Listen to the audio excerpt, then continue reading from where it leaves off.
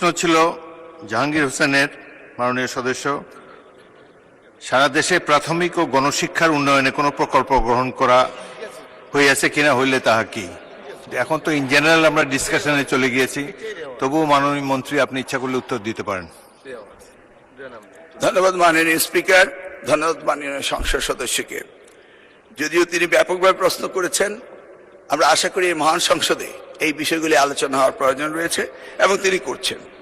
মূলত আমাদের দেশে শিক্ষা ব্যবস্থার জন্য রুরাল অ্যান্ড আরবান দুইটি সেকশন রয়েছে।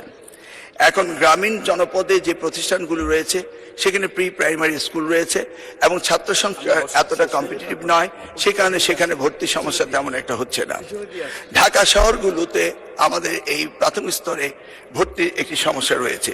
এই জটিলতা নিরসনের জন্য বিগত সরকার লটারি সিস্টেম করেছিল, যেটা আদৌ আমার মনে হয় না যুক্তিসঙ্গত। তবে আগামী বছরে এই শিক্ষা ব্যবস্থা ভর্তি সিস্টেম কিভাবে করা হবে সেটা আনুষ্ঠানিকভাবে আমরা স্টেক হোল্ডারদের সাথে, অর্থাৎ অভিভাবকদের সাথে বিভিন্ন রকম সেমিনার সিম্পোজিয়াম করে মাননীয় সংসদ সদস্য সকলের অভিমত নিয়ে একটি জনমত সৃষ্টি করে আমরা আগামী 2027 জানুয়ারি ভর্তির বিষয়ে চিন্তা করব। তিনি আরেকটি বিষয় উপস্থাপন করেছেন, আমাদের 3 ডাইমেনশনাল যে শিক্ষা ব্যবস্থা রয়েছে সেটাকে সমন্বিত করা। ধর্ম অনুভূতিতে এফতেদায়ী রয়েছে, মাদ্রাসার মধ্যে রয়েছে, কওমিতে রয়েছে, ইংলিশ মিডিয়াম রয়েছে, বাংলা মিডিয়াম রয়েছে, সবগুলিকে সমন্বিত করা একটি জটিল ব্যাপার রয়েছে।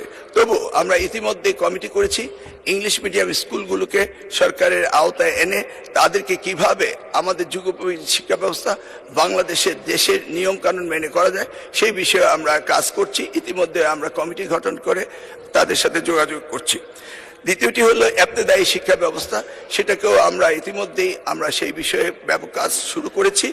আর কওমি শিক্ষা ব্যবস্থাকে কিভাবে অন্তর্ভুক্ত করা যায়, কারণ একটি দেশে বিভিন্ন শিক্ষা ব্যবস্থা না থেকে কিভাবে শিক্ষা ব্যবস্থা সমন্বিত করা যায় সেই ব্যাপারে সরকারের পক্ষ থেকে প্রচেষ্টা এবং উদ্যোগ আমরা নিচ্ছি। ইনশাআল্লাহ আগামী দিনগুলোতে পর্যায়ক্রমে আপনারা দেখতে পাবেন।